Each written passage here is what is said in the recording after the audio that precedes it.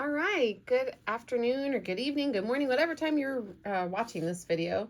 I figured I would update the chapter 2 review. Like I have one that I posted from 2020, but I decided to just update it. All right, so here is the chapter 2 test review. It says the graph of f(x) picture to the right, for which value of c does the limit as x approaches c not exist? Okay, so looking at this graph, I see that there are two spots right here. We've got a jump. Sorry, the camera's shaking. It's just not a very stable table. We've got a jump right there at an x value of, or a c value of -3. So the limit would not exist right there. But we've also got, let me pull out my highlighter. We also have an asymptote right here as well. So I got pins falling everywhere. We have an asymptote right here.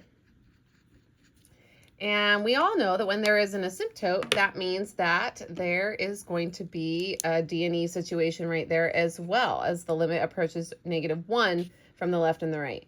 So c equals -3 and c equals -1 are where the limit does not exist. Okay. There is a hole right here at a c value of +2, but it's fine right there. It's continuous, or it's not continuous. It is defined, but there is a limit that exists because there is an approach from the left and the right that meets at the same place. It's just not continuous right there because of that hole. All right, so that was number 1. Number 2 says, why is f of x discontinuous at x equals -3, at x equals -1, and at x equals 2? So you've got to look at, let's start with -3. X equals -3. It's discontinuous because of a jump being right there. So we have to say that using the definition. So I'll start with x equals -3. That'll be my first statement that I make. So what we got to use is a limit statement. So the limit as x approaches -3 of f of x, it simply does not exist because there's a jump right there. There's a jump discontinuity. So there's the first statement. For the next one, at x equals -1, so this will be my second statement, we know that at -1 there's a vertical asymptote, so we have to state that. So we have to state that the limit is also not going to exist, but the reason why is because f of -1 is not defined. It's undefined there. It's a VA, it's a vertical asymptote. So I'm going to say the limit as x approaches -1 of f of x equals D&E. The limit does not exist. And that is because f of -1 is undefined. Undefined, not defined, same thing. So it doesn't matter how you say that. You can use the word undefined or you can say not defined. All right, so there's that one. And then at x equals 2. So at 2, there is a hole right there. It is discontinuous. It's not continuous right there because of that hole. We talked about that a little bit earlier. So this will be my third statement.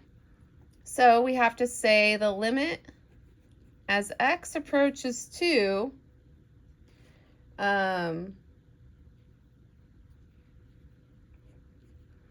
equals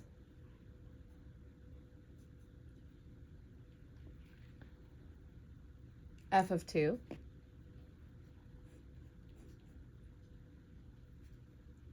Or does not equal f of 2 is what I need to say.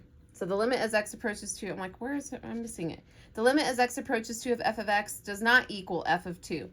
Because f of 2, it's not defined right here because it's a hole. F of 2 is this point. But the limit is this y value at -0.5. So the limit does not equal that coordinate, so we know that there is a hole right there because it's a removable discontinuity.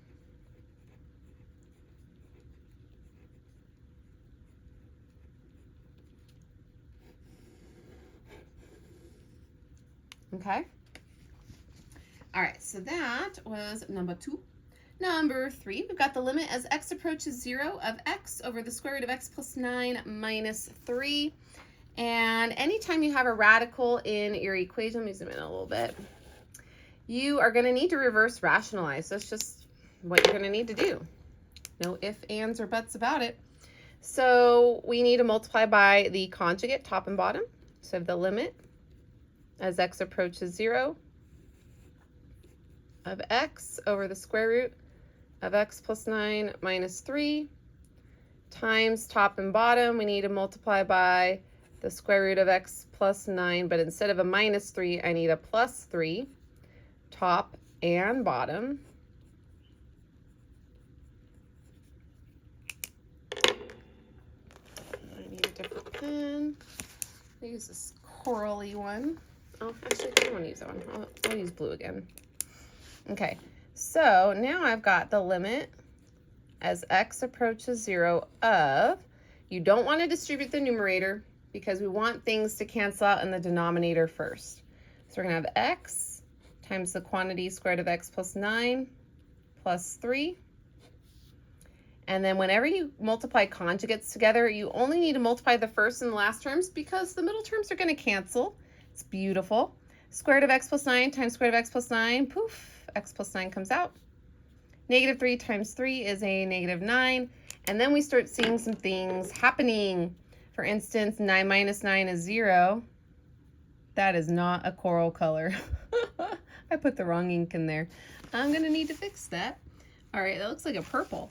All right, and then these x's are going to cancel as well. That threw me off. I'm going to need to fix that. All right, so now the problems are gone, so we could plug in that 0 for the x as well. Might as well just go for it. 0 plus 9 is 9. Square root of 9 is 3. 3 plus 3 is 6. So the answer is 6. This is definitely like a dark blue or a purple. That's interesting. I'm going to need to fix that. I'll put that off to the side. All right. Next, so number 4 says graph of the function f is pictured to the right. Find the value of the limit as x approaches 2 from the right, the positive side, of 4 minus 3 times f of x. So this is a limits operation. So what we need to do is we need to find what the limit as x approaches 2 from the right of f of x is.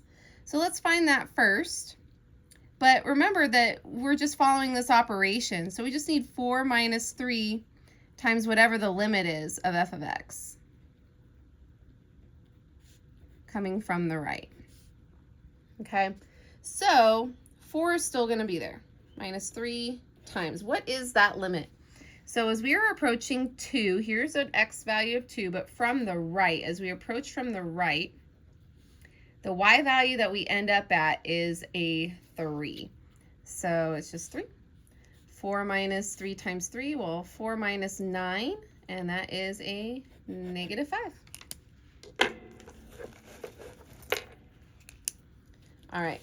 Number 5 and number 6 are logs. So remember, it's all about the base, no trouble. So we want to try to get a double base. And you just have to play with it. You know it's a base 3. 3 to the 4th power is 81. So like 3 raised to the 4th is 81. 3 raised to the 5th, though, is 243. That's what I want. So 3 to the 5th. The double base cancels out. The answer is the exponent. So it was 5. Ooh, let's make it green. All right, and then number 6, another log question, this time with natural logs. We've got to condense this one and this one. So it's like a 2-in-1 problem. So subtraction with a log means to divide. So this is the natural log of 24 over 3. 24 divided by 3 is 8, so this is the natural log of 8. Plus with a log means to multiply. So the natural log of 5 times 8, well, 5 times 8 is 40, so this is natural log of 40. How about that? Oops, don't fall down, pens. Let me put that over there.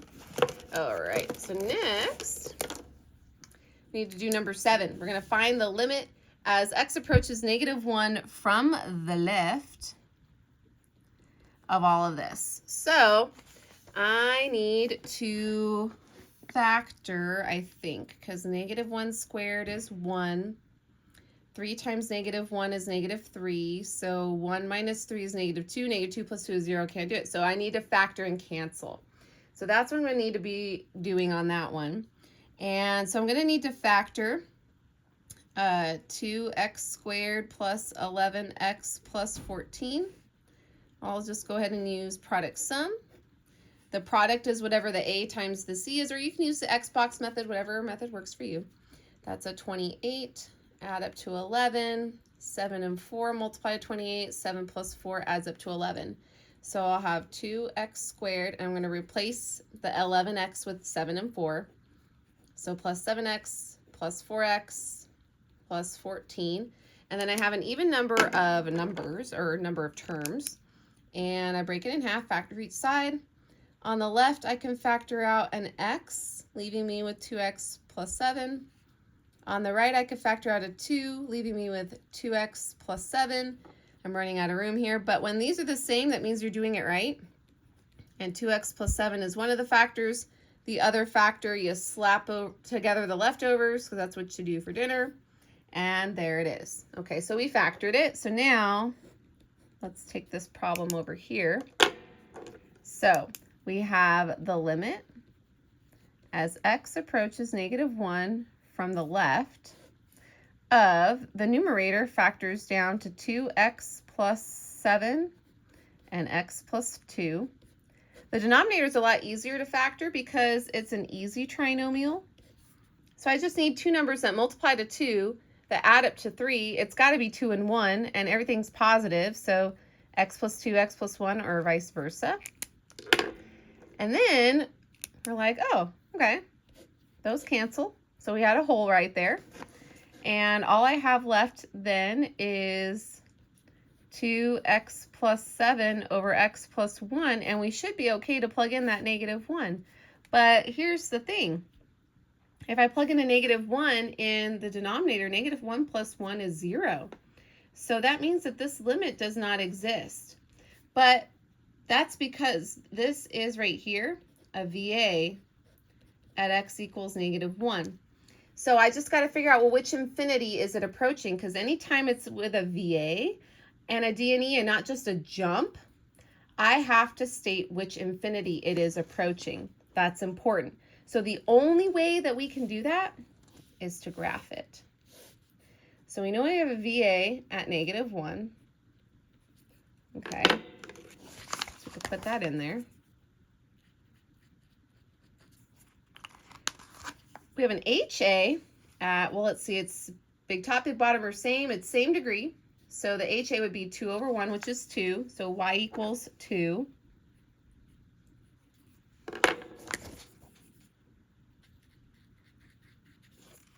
Okay. And you guys have to be okay with doing this by hand. Yes, you can use your graphing calculator to help, but a lot of the time you're not going to be able to use a graphing calculator. So you have to be able to do it by hand. All right, so I need a quick little table. I need to pick a number to the left of the vertical asymptote, like a -2. And I need to pick a number to the right of the vertical asymptote, like a 0. We'll start with a 0. When I plug in zeros for those x's, all I have left is a 7 over 1. So -2, 7. So that means it's going to be up here somewhere. So I know it's going to hug the walls in that upper left-hand corner. And then down here, wait, did I do that right?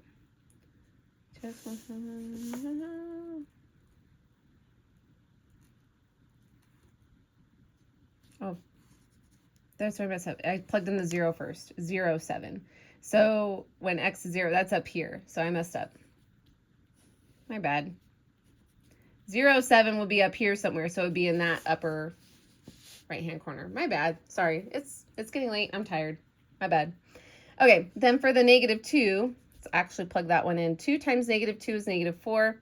-4 plus 7 is a 3. And -2 plus 1 is a -1. 3 divided by -1 is -3. So -2, -3, we're down here. So that means it's going to hug in this corner. That makes a little more sense. I was like, wait, there should only, if there was a negative out front, then it would switch at that corner, but there was not. Okay, So now I know as we are approaching, where is it? As x approaches -1 from the left. So we're coming from the left. The y value is going down. Down means it goes towards negative infinity. So the type of D&E it is a negative infinity one. We have to state what that is. You're going to have questions like that on your test. That's why it's here for a reason. That's why I'm talking about it. All right. So that was number 7. Number 8, find the limit as x approaches 0 of sine of 2x over 3x. Okay, now this one involves an identity. Sine of 2x. It's a double angle identity. So you have to recall that sine of 2x is equal to 2 sine x cosine x. This is a double angle identity that we used last year in Enhanced Math 3. Okay, so we have to replace that with 2 sine x cosine x. There's no other way around that. Okay, so I'll do it over here because I'm kind of out of room. So the limit as x approaches 0 of, so I'm going to replace sine of 2x with all of this, 2 sine x cosine x all over 3x.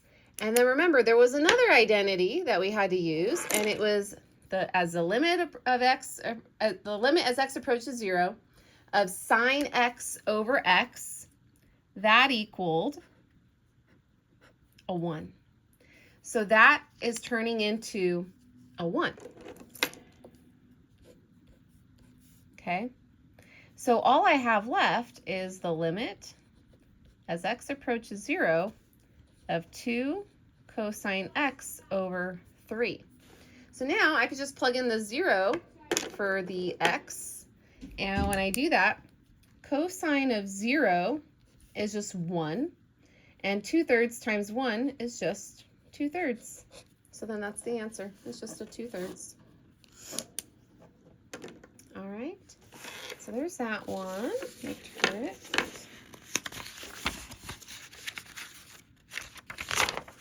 Next page. Let me fix these papers. Sorry, I got a lot going on right here. All right, so that was number 8. Number 9, the free response questions, or some of them, free response style questions, I should say. So it says, consider the function f of x equals x minus 3 over 5x squared minus 11x minus 12. We first need to find the limit as x approaches 4 of f of x times 5 cosine pi x. This is one of those limit operation problems again. So first of all, we are basically going to be finding the limit as x approaches 4 of f of x, but times 5 cosine pi of that, or sorry, I should say 5, I'll just leave it like that. We're finding the limit of all this, right? So we need to find the limit as x approaches 4 of f of x, and the limit of 5 times cosine pi x. Okay, so we're finding 2 and 1 limits pretty much is what I was trying to say in a weird way. But anyways, so in order to find the limit as x approaches 4, that means I need to see if I could plug in a 4 in for the x. Oh, I left my graphing calculator in the kitchen. That's okay. So 4 squared is 16. 16 times 5 is 80. Minus 11 times 4 is 44. So minus 44. And then minus 12. So it should be a 24. That wasn't so bad. So I wanted to use my green for that. So let me get it back. That's the dark. Oh no, that's what I want. I think this is a darker green, but that's okay. So in the denominator, that ends up being a 24. In the numerator, 4 minus 3 is a 1. So the limit as x approaches 4 of f of x ends up being 1 over 24. So again, all I did was plug in a 4 for the x's there, and I just did a lot of the calculating in my head. And that's totally fine. You guys are allowed to do that. Don't need to show every tiny little thing. This is the kind of work I'm expecting to be shown. All right, so while I'm plugging in a 4 for the x's here, we still need to plug in a 4 for this x. And that ends up being in the input of cosine. So it's a 4 pi pretty much. So I'll take this over here. So we have 1 over 24 times 5 cosine of 4 pi. Now 4 pi is traveling around a circle. Well, traveling once around a circle is 2 pi. Traveling a second time around the circle is 4 pi, but it still lands you at that same location, which is the coordinate 1, 0. No matter how many times you go around that circle, it's still that same coordinate. So the cosine there is a 1. So this is just 5 times 1, which is 5. So we've got 1 over 24 times 5. So this is just 5 over 24. And that's it. Letter B, find any vertical asymptotes of f if they exist. Express your answer using limits. Okay, so let's see if there are any vertical asymptotes. That means we need to factor this. So we need to see what these factors are going to be. So 5x squared, I'm going to rewrite it over here. 5x squared minus 11x minus 12. We're going to factor that. We'll use the product sum method. I got a little crazy with the p. All right, 5 times negative 12, that's what, negative 60? Not minus 5 times 12, would be negative 60. And it's got to add up to negative 11. So I need two numbers that multiply to negative 60 and add up to 11. I believe it is 4 and 15, yeah, and the 15 needs to be negative because 4 minus 15 adds up to negative 11. So these are the droids I'm looking for. And remember that we take the middle term and we replace it with the new numbers. So I'm going to replace negative 11x with these new numbers. So 5x squared plus 4x minus 15x minus 12. We are going to break it in half and factor each side. So on the left, there's an x in common, so we have 5x plus 4. On the right, we got to bring down that minus sign, and 15 and 12 only have a 3 in common. So negative 15x divided by negative 3 is a 5x. Negative 12 divided by negative 3 is a positive 4. But these better be the same. It means we're doing it right. And 5x plus 4 is one of the factors, and x minus 3 is the leftover factor. So we have a 5x plus 4 and x minus 3. And then we can see that we do have a whole at x equals 3. Okay. But we needed a VA. So the other factor that's left in the denominator, that's our vertical asymptote. So I'll take this over here. So to find what the VA is, we take that factor and set it equal to 0 and solve. So this one I'm doing by hand just because it's not as easy to see as the x minus 3 was to figure out what it was when you solve it.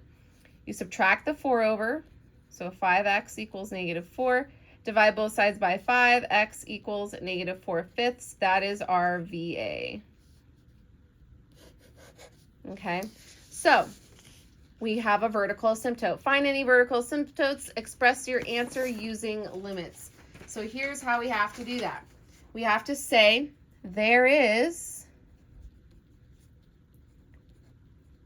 a vertical asymptote at x equals negative 4/5 because, and we know what a vertical asymptote is going to do. It's going to say, we have to say the limit as x approaches negative 4/5 of f of x equals, we know it's going to be d and e, but I have to say which infinity it's going towards. So the only way that I can finish this statement is to graph it, just like the one we did on the last page. So let's graph it. So we know we have a VA at negative 4/5. So here's negative 1. So let me go out 1 in each direction so I at least have my spacing good. So negative 4/5 is going to be right before negative 1. So I put my vertical asymptote right there. We'll call that negative 4/5. Okay. And we need to see if there's an HA. So if we look at what's left here, I didn't leave myself space to write it. Where am I? Up here. So remember we canceled out the x minus 3. So now I have 1 over 5x plus 4. So if we look at the simplified version or the original, it doesn't matter. Big top, big bottom are same. We've got a big bottom, which means we got to sit down on the x-axis. So y equals 0 is the HA. So we have an HA at the x-axis. Y equals 0 is the x-axis. Okay, so now I just got to figure out the corners that my graph is in. So I need my little tiny t-chart to help me do that. I need to pick a number to the left and to the right of the vertical asymptote. So I'm going to try a -1 because that's on the left, and a 0 because it's on the right. And this time I'll start with the number on the left so I don't confuse myself. And I'm going to use the simplified version to plug in for x, this one up here. So I'm going to plug in that -1 for x. 5 times -1 is -5. -5 plus 4 is -1. 1 divided by -1 is -1. So -1 means I'm down in here, so I'm going to be hugging these walls. And when I plug in a 0 for x, well, that wipes out this 5, and so all I have is a 1/4. So 0, 1/4 means I'm somewhere up here, which means I'm hugging these walls. Okay, so we're looking for the limit as x approaches -4/5. Well, as we approach from the left, it's going down to -infinity. As we approach from the right, it's going up to +infinity, so it's going to both, plus or minus infinity. Okay, and that's all we need to say. All right.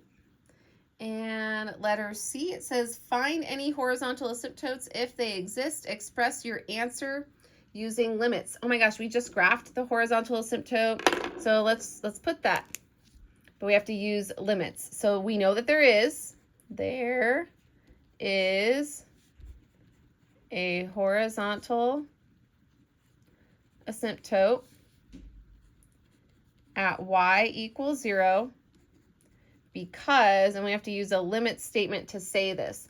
So anytime we talk about a horizontal asymptote, we are talking about a limit as x approaches an infinity.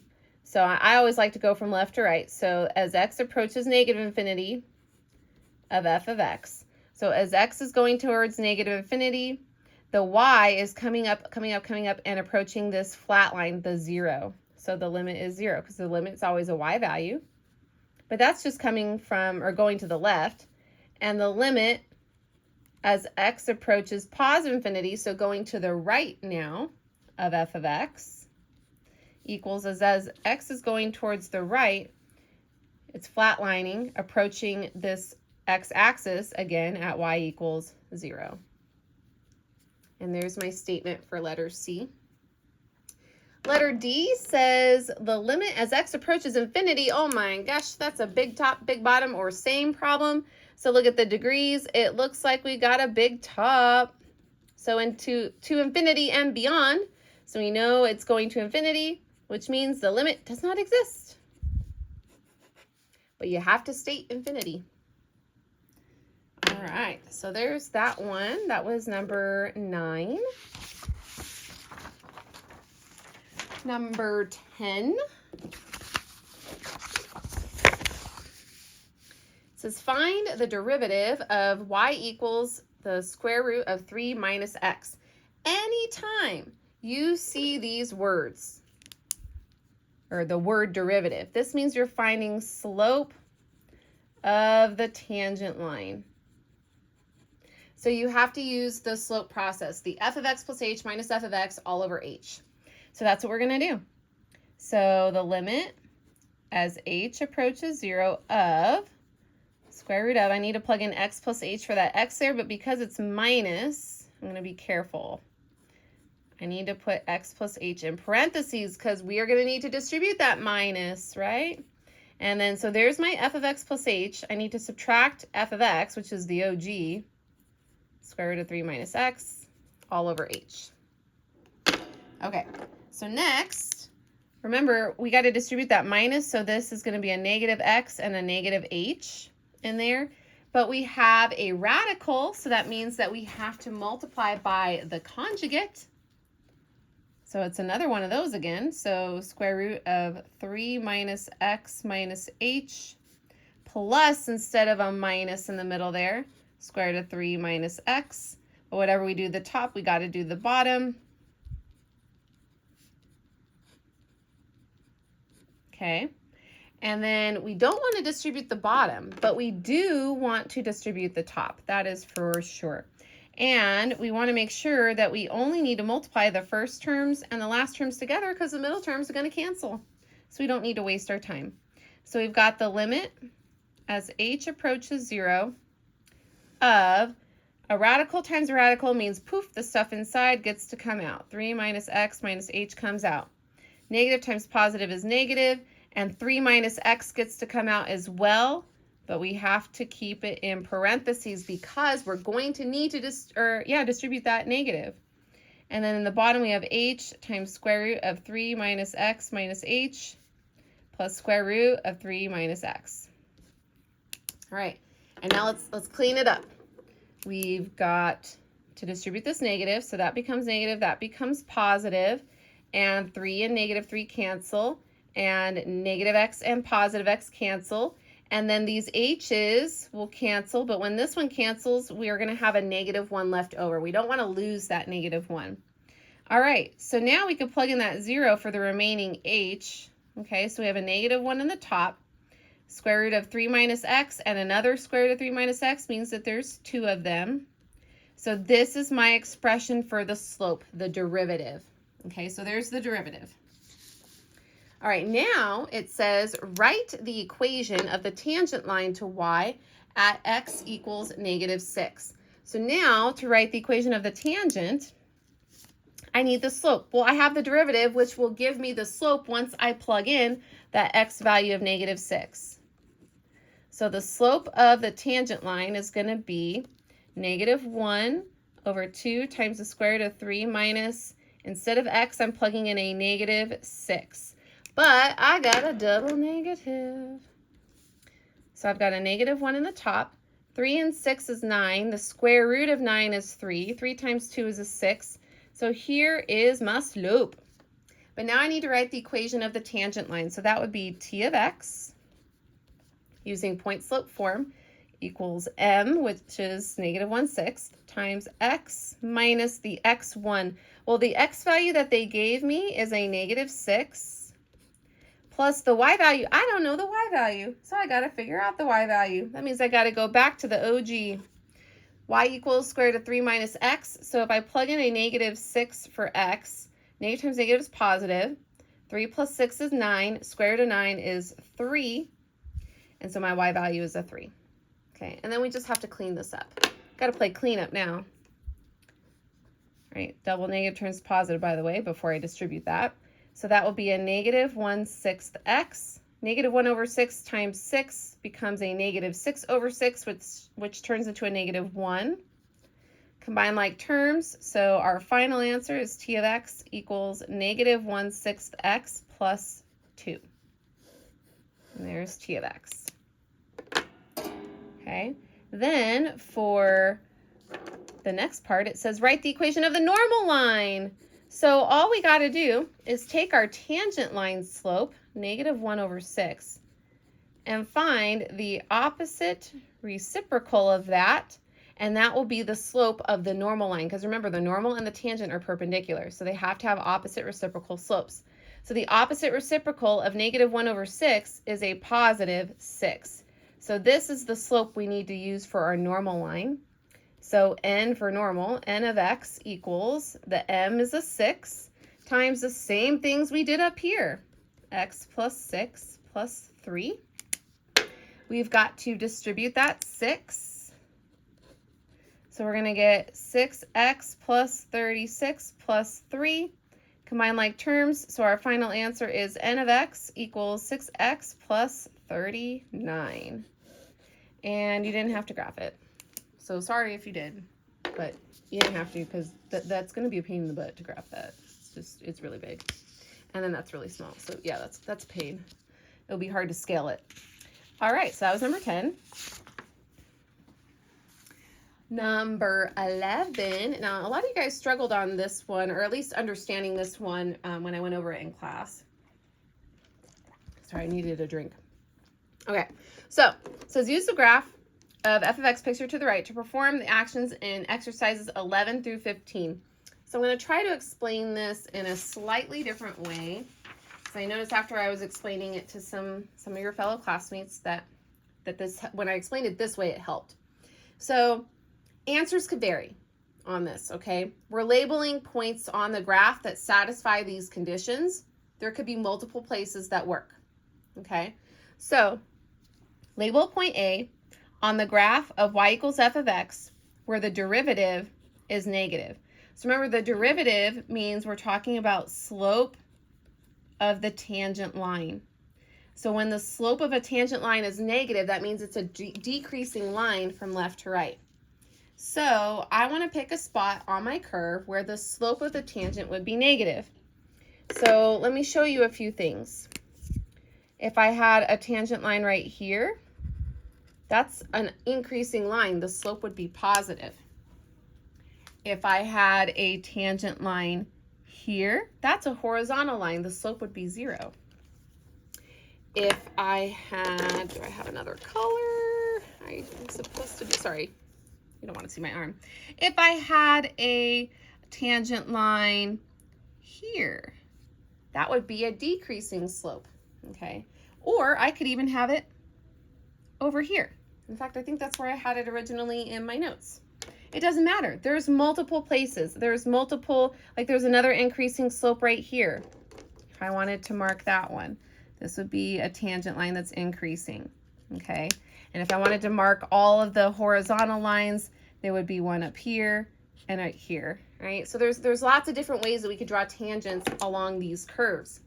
So answers could vary, okay? So it says label a point A on the graph where the derivative is negative. Well, the derivative is negative around here or around here. So I think I picked right around here because then I can have this x value of 2 underneath it. But it doesn't matter. I could have picked something over here where I would have an x value of 6. Like, it doesn't matter, okay? But the statement is what it matters, okay? So when we're talking about derivative, we have to say f prime. That's a quick way to say derivative. The derivative, f prime of x, will be negative at x equals 2 because f of x is decreasing there.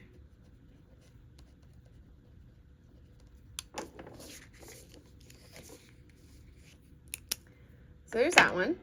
Number 12, label a point B on the graph of y equals f of x where the value of the function is negative. The value of the function, that's not the same as the derivative. This is where y values of f of x are negative. Well, they're negative if we look at these bottom portions of the graph, because those y values here for this portion of the graph are in the negative side. They're below the x-axis.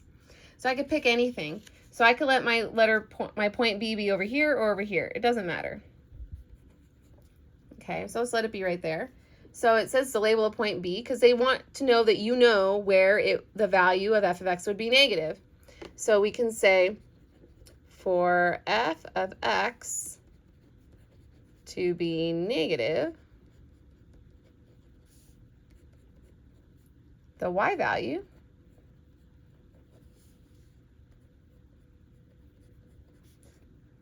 would have to be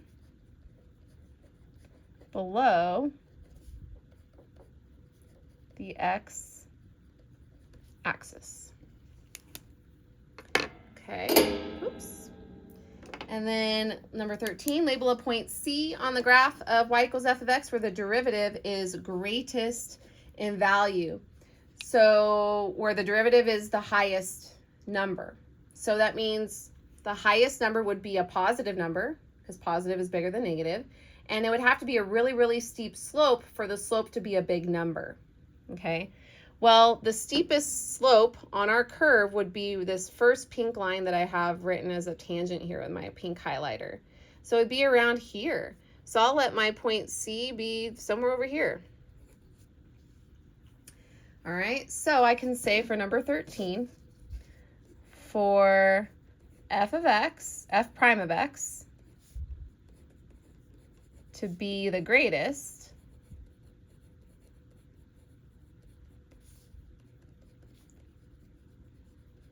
it would need to be at the steepest positive slope. My hand can only move so fast. All right, so there's that one. And then it says, label a point D on the graph where the derivative is 0.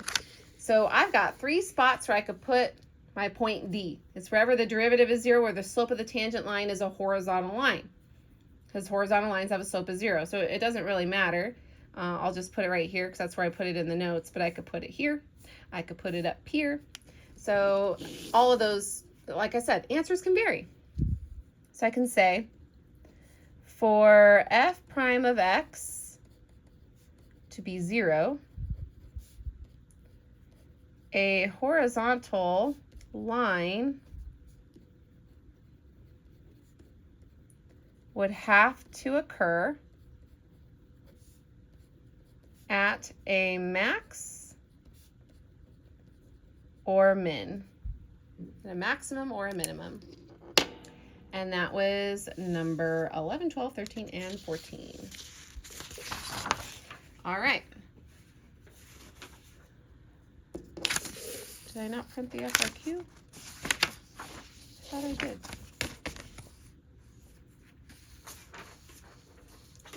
Okay. Well, the FRQ, I'll just, I'll put it up here. I'll just explain it. Okay. I thought I printed an extra one so I could just do it. When you're doing this FRQ, you have to do some explaining, okay?